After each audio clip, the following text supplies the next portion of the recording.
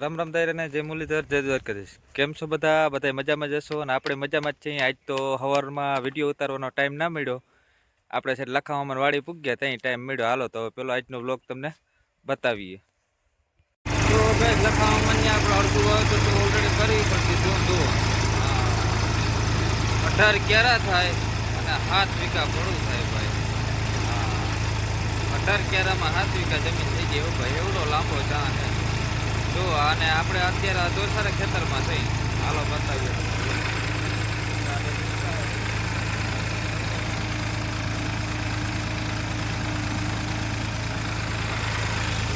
ચા લાંબો એમાં કઈ સટે જ નહીં. જોરદાર આવા લાંબા ચા હોય ને હાંજ સુધી વાવેતર કરવાના તો વાવેતર દેખાય ભાઈ. અડેડાથી બોલતી જાય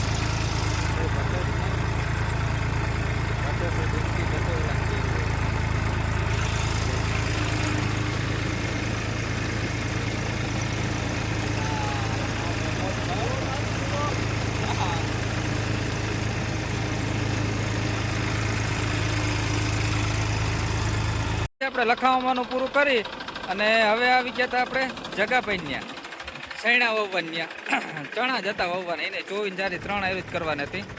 હા જો માઇન્ડ બી હું જ વાવી ગયો તો મામા કહેતા હતા ઉગે તો હું તને ફોન કરી પણ ફોન કર્યો નહોતો મને સેટુથી. રેડી હતી ને? હા ફેરફાર હોત તો ફોન કર. આમાં તો કે ફોન કરજો. હા તો વાંધો ને. હાલો આ રેડી જો એટલું વાવવાનું હે. આમાં અડધા સૈણા વાવવાના હે અને અડધી ધાણી વાવવાની હે આપણે. જો જગાભાઈનું વાવેતર બધું પૂરું થઈ ગયું હતું. ચણા બધે વાવી દીધા. હવે ધાણી વાવવાની છે એ આપણે પેલા રાજુભાઈની ધાણી વાવતા હોય પછી જગાભાઈની ધાણી વાવવાની છે. પેલા રાજુભાઈની વાવતા હોય અને આજ ફોન એટલા ચાલુ રહ્યા ને ભાઈ આપણે વિડીયો બનાવવાનો ટાઈમ જ ના આવ્યો વધારે પડ્યો. કેમ કે ઓલરેડી ફોન ચાલુ હોય એટલે આપણે પછી એને જવાબ દેવા પડે. ટાઈમ દીધો એટલે ટાઈમ પૂછવું પડે, જવાબ દેવો પડે બધું ધંધામાં.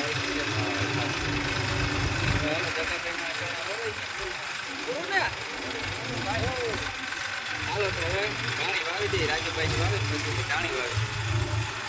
તો કઈ જગાભાઈના ચણા વાવેતર પૂરા કરી અને હવે આપણે આવી ગયા હતા રાજુભાઈને વાવવાની ધાણી. ને ઓલરેડી ચણા તો આપણે વહેલા વાવી ગયા હતા. હા જો આ ચણા જે છે એ આપણે પહેલાં વાવી ગયા હતા અને આજ વાવવાની છે ધાણી. હાલો દેખાડીએ ચણાનું વાવેતર કેવું કે આ રીતનું છે. આપણે જોવીને જાડીએ 3 આયરો કરી હતી અને 10 કિલો નાખ્યા હતા આપણે ચણા. જુઓ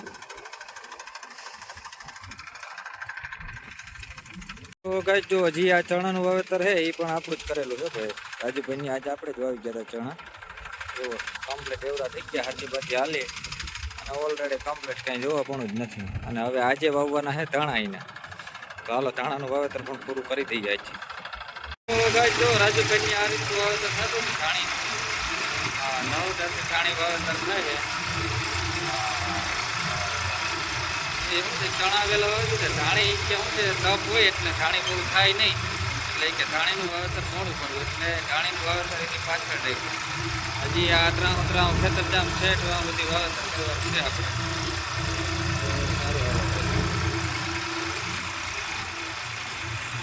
તો ગાઈસ રાજુભાઈનું પૂરું કરી અને પાછા આપણે આવી ગયા હતા જગાભાઈને ધાણી વાવવા. તો હાલો ચા પાણી આવ્યા હે બેઠા હે. ચા પાણી પી લઈ પછી પાછું ચાલુ કરીએ. હાલો આ ભાઈ મારી વારી ગુસવાનું છે. સા થર્મસમાંથી મેળ આવતો નથી. ઢાંકણું કાઢી નાખ્યું છેલ્લી બાકી. હથોડી લેતો હું ભાઈ. થર્મસ ભાંગીને ચા કાઢવાનો છે. એ હારો હાલો જાય એટલે ધાણી વાવી લીધી કમ્પ્લીટ. બધું વવાઈ ગયું. 1 વીઘા જેવું બાકી છે ભાઈ. આ રીતે હાલતું હજી તો 3 વીઘા નીકળી જાય. આ રીતે વાવેતર ઓલરેડી કમ્પ્લીટ હાલતું. આ બધું વવાઈ ગયું એટલે વાર જાજી લઈ ગઈ.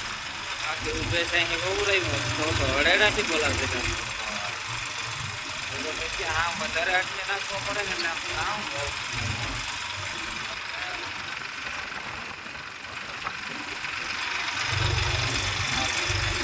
આ રીતે વધારે જો બાજુવાળે આવી રીતનું વાવ્યું ને એટલે એને મગજમાં બેઠું કામ ત્રામ વાવીએ આપણે આ રીતનું ત્રામ હોવાય છે બધી જગ્યા પર ઘણા ભેગા બાકી રહ્યો હાલો તો એ પૂરું કરી દઈએ. તો ગાઈસ આપણે જગાભાઈનું પૂરું કરી અને આવી ગયા હતા રબારિકા નીતેશભાઈ ને જીરું વાવવા. જોવો જીરું હો, હા ખાતર બાતર ફૂલ જીરું વીઆઈપી હે લગભગ તો કેવું હોય એ કે આપણે હે 9 દાંતે વાવવું ભલે આ બધા સાટણી વાવે ને. જો 9 દાંતાના ચક્કર ઓલરેડી ચડાવી લીધા, કમ્પ્લીટ કરી લીધું અને નીતેશભાઈ બધી ખાના બાના ભરી લીધા અને આ જો એને કમાલ કર્યો ખાતર બાતર ઢોર્યું. આ ખેડૂ કહેવાય ઈન કોકને બે ધોર્યું હો ભાઈ ખાતર ખાનામાં ના નાખ્યું કે ખેતરમાં હે ને ભાઈ ગમે ત્યાં ઢોરાઈ કરે તો એ નડે નહીં કે. તો ગાઈસ જો આ રીતે જીરાનું વાવેતર થતું હતું 9 દાંતે આવી રીતના પારા બંધાતા હતા અને ઓલરેડી કમ્પ્લીટ આ રીતે નાખી રાખી. લાંબો ચા એકદમ એમાં કઈ ઉપાધિ છે નહીં. આપણે હળવે હળવે રાખી જતા હતા આપણે શું ચાલતું હળવે હાલે કેમ કે જીરાની હાર દબાઈ નહીં ને યાર એટલે નકર આપણું જીરું હાલે ના હાલે. તો ભાઈ જો 9 દાંતે આપણે જોવાનું છે 9 દાંતે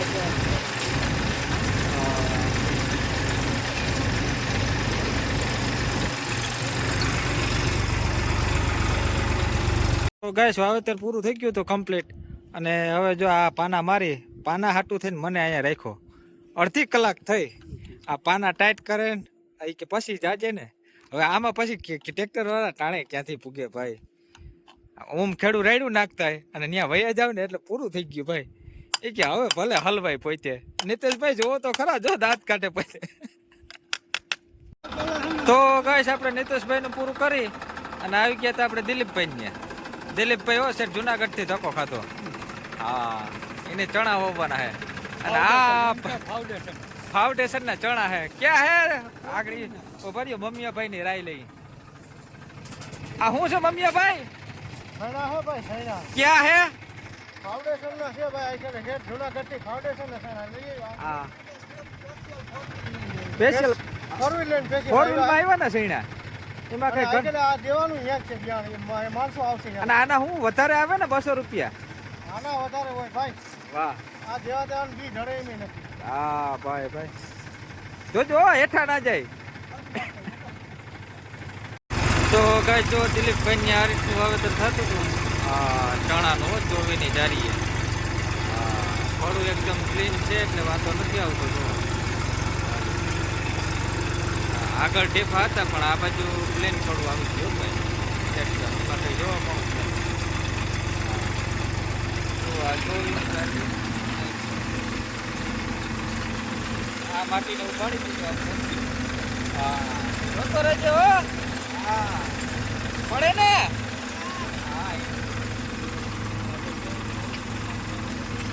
હા આપણે 10 થી 12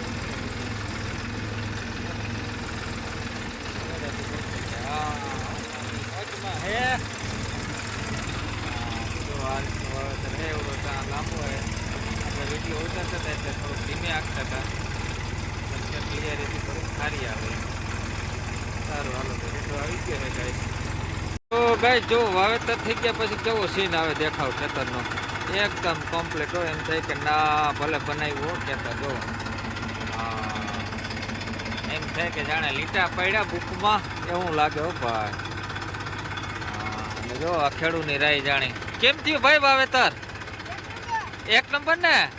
ઓ જોયું ને એમાં કઈ કટેટની માટી ખુશ થઈ ગયો કે વાવેતર જોઈ. તો હાલો બતાવીએ તમને આગળ જો